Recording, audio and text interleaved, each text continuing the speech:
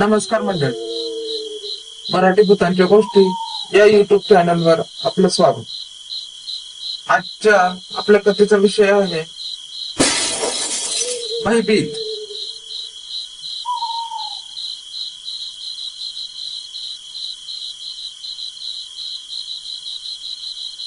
Hello, हा बोला, कोण बोलतोय? तिच्या मोबाईलच्या पांढऱ्या रंगाच्या स्क्रीनवर एका अनोळखी नंबरने आलेल्या कॉलला रिसीव्ह करत ती म्हणाली, तुमच्या आईची तब्येत खूप गंभीर आहे. तुम्हाला लगेच हॉस्पिटलमध्ये यावे लागेल. हा, कोण बोलताय आपण? आणि कुठे आहे आई? काय झाले तिला? समोरच्या व्यक्तीचे बोलणे ऐकून ती आश्चर्याने विचारू लागली. हे बघा, तुमच्या आईकडे खूप कमी वेळ आहे. आत्ताच डॉक्टर सांगून गेले. मी पत्ता मेसेज करतोय, तुम्ही लवकर या.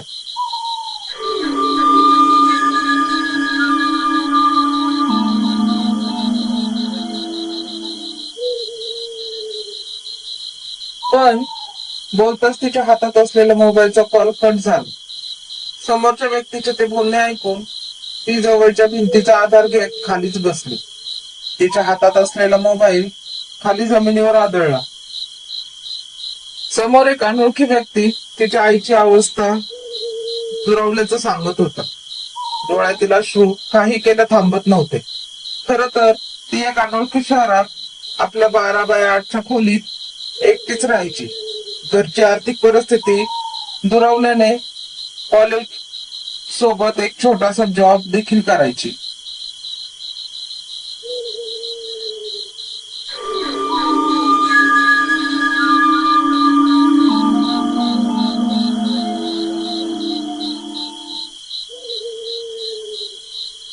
एका अनोळखी शहरात, अनोळखी ठिकाणी, अनोळखी रूम मध्ये एकटेच राहणे हे तिच्यासाठी खूप नवीन होते. घरात फक्त ती व तिची आई हे दोघेच होते. कॉलेजचा पहिला महिना असल्या कारणाने ती आपल्या आईला सोबतीला आणू शकली नव्हती. तिची ही अवस्था ऐकून तिला राहवत नव्हते, म्हणून आपल्या रूमच्या एका कोपऱ्यात तिचं रडणं मसमस चालू झाली होती. काही क्षणात तिच्या मोबाईलच्या नोटिफिकेशन मधून तिला लक्ष वेधून घेतलं. तशी ती थोडी भानावर आली. बल्बच्या प्रकाशात पूर्ण रूम पांढऱ्या रंगाच्या भिंतीने आणखीनच गडद वाटत होता.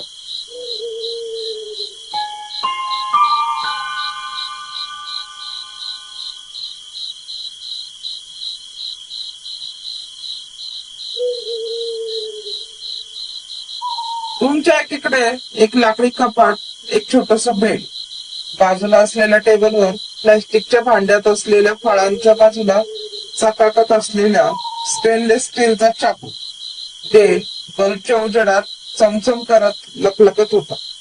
पण तिला हा कोणत्याच गोष्टीचं भान नव्हतं. भान होतं तो फक्त मोबाईलवर आलेल्या बातमीचं. मोबाईलचा पासवर्ड खोलून नोटिफिकेशन बघितलं तर एक मेसेज तिथे आली. मेसेज वाचून आपल्या मैत्रिणीला कॉल केला. तिनं रिंगच्या नंतर समोरून एक आवाज आहे.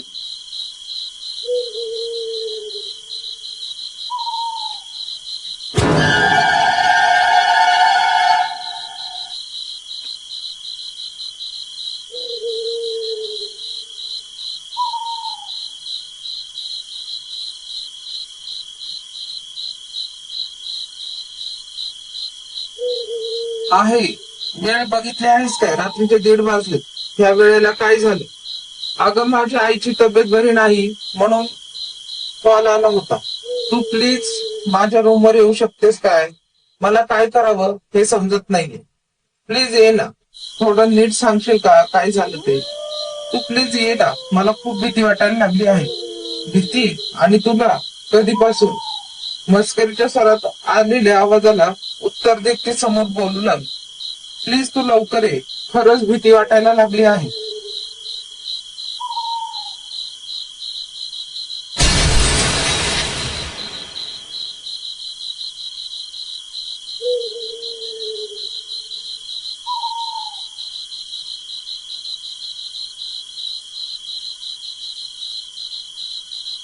हम्म, ठीक आहे. घरून निघताना कॉल करते. ठीक आहे. इतकं बोलून कॉल कट झाला. तशी तिची नजर पूर्ण रूमवर फिरू लागली. एक अनामिक भीतीने तिच्या मनात घर केलेलं. भीती भीती कसली, पण तिच्या समजण्यापलीकडे झालेले अचानक रूमच्या बर चरचर करत खाडकन फुटला. तसं लकाकणाऱ्या रूम मध्ये काळोख पसरला. सगळं काही शांत झालं.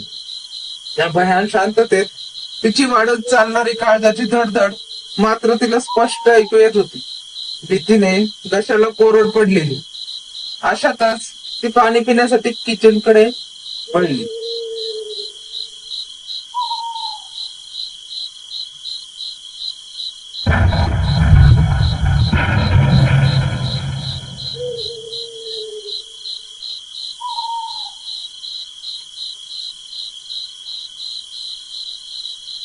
रूम मध्ये भयानक काळोख पसरलेला. बाजूच्या लाकडी टेबलवर असलेल्या माचीसची काडी उगारली. तशी ती जागेवर स्तब्ध झाली. समोरचं दृश्य बघून काळी जोर जोरात धडधडू लागली. एक काळी कुट्ट मानवी आकृती तिच्या समोर येऊन कुठेतरी काळोखात नाहीशी झाली. हातात पेटत असलेल्या काडीच्या फिक्कट नारंगी उजेडात तो मानवी आकृती स्पष्ट दिसत होती. तिचे लाल तांबूस रंगाचे डोळे माचीसच्या काडीचा त्या फिक्कट नारंगी उजेडात आणखीनच गडद वाटत होते. ते दृश्य बघून ती 2 पाऊल मागे सरकली.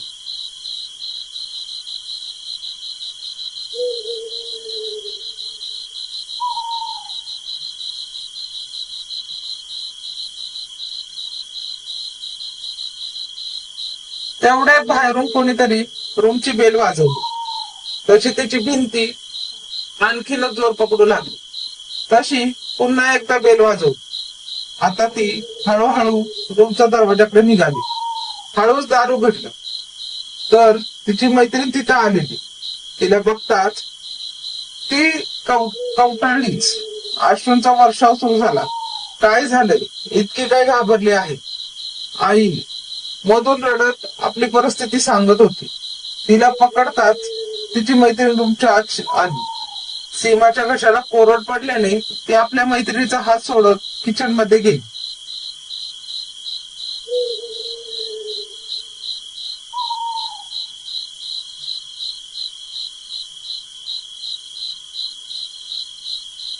पाण्याचा घोट मागे घेत घेत मागे बघितलं तर तिची मैत्रीण कुठेच नव्हती. तिला शोधत ती दरवाजाच्या दिशेने निघाली. तोच बाजूच्या मोबाईलची रिंग वाजली. मोबाईलकडे लक्ष देत तिने कॉल रिसीव्ह केला. तसं समोरून आवाज आला. हॅलो, मी रितिका बोलते. तब्बल 2 तास झाले तुला कॉल करते. कुठे होतीस? समोरून येणाऱ्या आवाजाने ती पूर्ती हादरून गेली.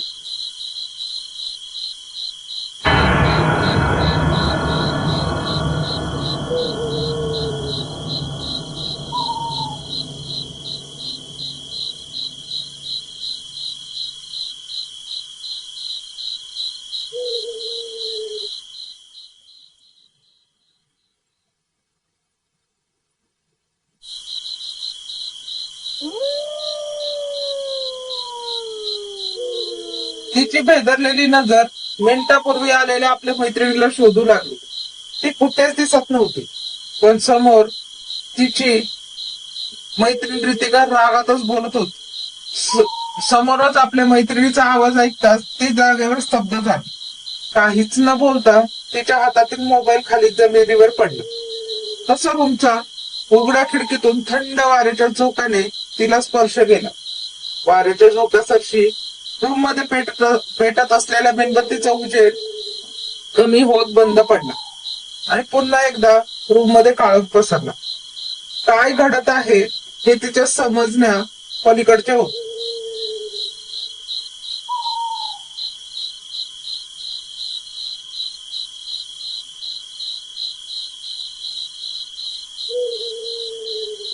रूम मध्ये पसरलेल्या गडद अंधारात काय करावे काय नाही हे समजत नव्हते. कसं थंड वाऱ्याच्या झोकाने खिडकीचा दार जोर जोरात आदळू लागला. तसं खिडकी बाहेरच्या नितळ चांदण्यात एक वट मागून आपल्या पंखांची फडफड करत आपल्या चोचीने जोरात चित्कारण्याचा प्रयत्न करत होते.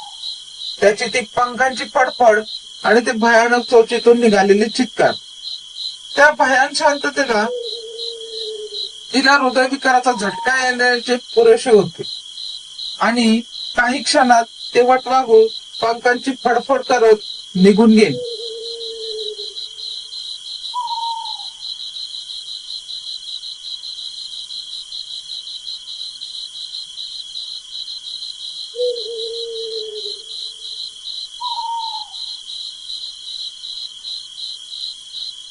तसं तिच्या रूमच्या दरवाजावर कोणीतरी जोरात थापा मारू लागला. ती पुरती दचकून गेली. तशी पुन्हा एक भीतीची लहर तिच्या अंगाला स्पर्श करून गेली. भीतीमुळे अंगातून माथ्यावर घाम येऊ लागला. दारावरच्या तापा सुरूच होते. ती दरवाजाकडे निघाली. 2 पावलं समोर निघालीच होती की सारं काही एकदम शांत झालं. सारं काही जोरात खिडकीवर आदळणारं खिडकीचं दार, त्या भयान वटवाघुळाच्या पंखांची फडफड, त्याच्या चोचीतून निघणारी भयानक चित्कार, दरवाजावर पडणारी जोराची थाप, सारं काही आवाज होता तो फक्त वाढत जाणाऱ्या काळजाच्या ठोक्यांचा.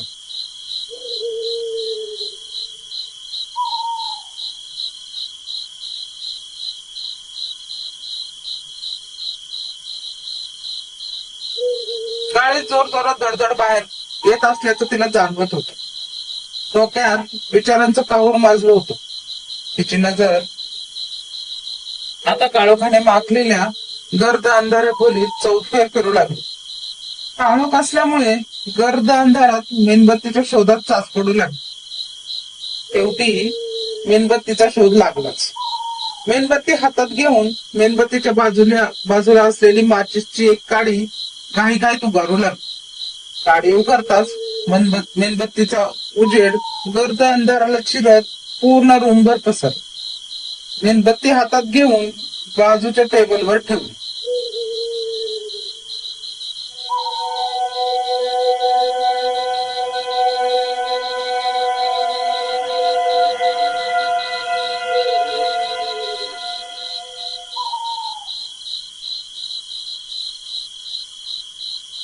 पुन्हा एकदा दरवाजावर थाप पडली. आता तिच्या अंगातील उरलं सुरलं अवसानही गळून पडले. आश्चर्याने मागे बघत ती जागेवरून उठली आणि जागेवरच बेशुद्ध पडली. पण दरवाजाच्या थापा मात्र सुरूच होत्या. दुसरा दिवस.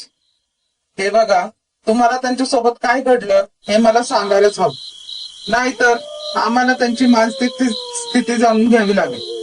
फाईल मध्ये असलेल्या एक एक कागदांना चाळत एक वयस्कर इसम आपल्या समोर बसलेल्या एका तरुणीला आपल्या रुग्णाची विषयी पूर्ण माहिती विचारून घेत होते.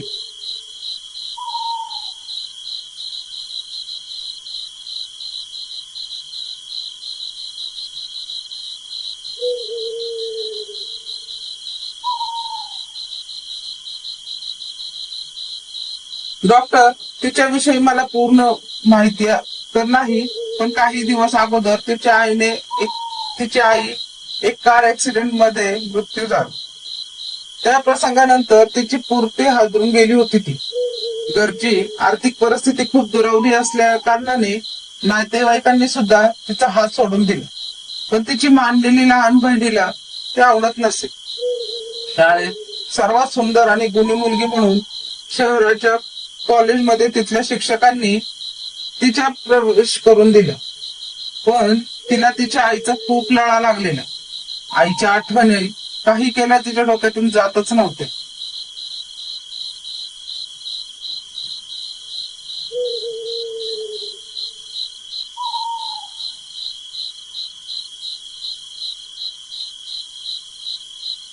आईच्या आठवणी विसरायला हवेत म्हणून शहरात एक छोटासा जॉब करू लागली. गेले 2 महिने सगळं काही सुरळीत चाललं होतं. तो काल रात्री 1:30च्या सुमारास तिचा मला कॉल आला आणि तिने मला हे रूमवर बोलताना ती थोडी अस्वस्थ वाटत होती. तब्बल 2 तास मी कॉल करत राहिले, पण तिचा कॉल लागत नव्हता. शेवटी तिचा कॉल लागला, पण ती समोरून काही बोलण्याच्या आत कॉल कट झाला. मला तिची काळजी वाटत होती. शेवटी काय झालं हे बघायला मी तिच्या रूमवर गेले. रूमची बेल वाजवली, पण काम करत नव्हती ती बेल.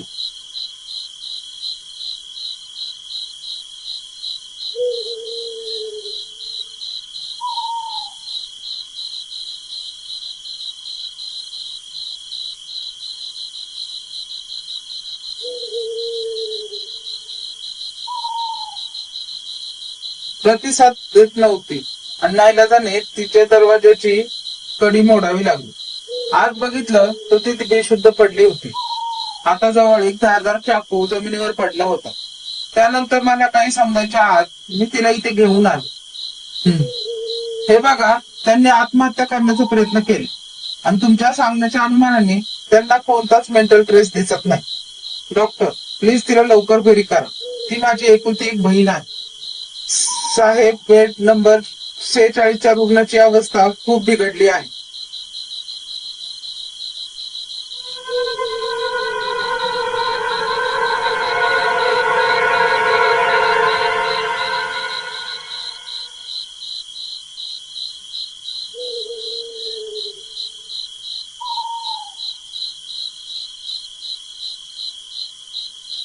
तसे डॉक्टर आणि कर्मचारी धावत केबिनच्या बाहेर पडले. तशी ती सुद्धा बाहेर पडली. दरवाजाच्या बाहेर काचेच्या आत लक्ष गेलं आणि काही क्षणात डॉक्टर खोलीच्या बाहेर आले. I am sorry. आम्ही आमचा खूप प्रयत्न केला पण सीमाला वाचवू शकलो नाही.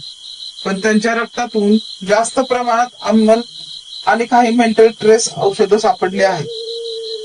त्यांना घेऊन एक सर्वसामान्य व्यक्तीला मेंटल ट्रेस किंवा कुणी असल्याचा भास होण्याची शक्यता असते. हे तेव्हा होते जेव्हा त्या औषधांची सुरुवात झालेली असते.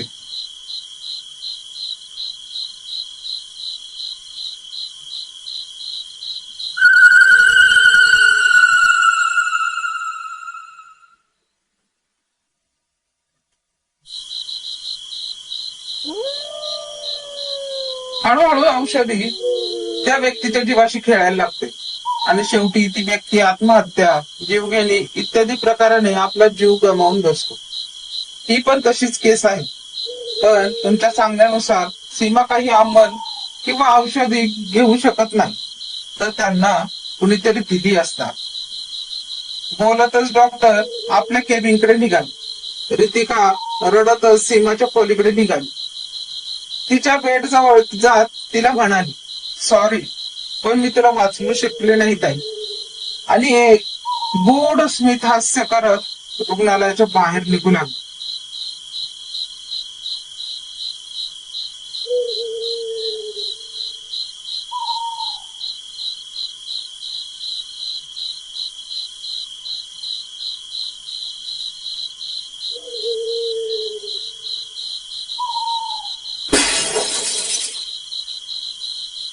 धन्यवाद.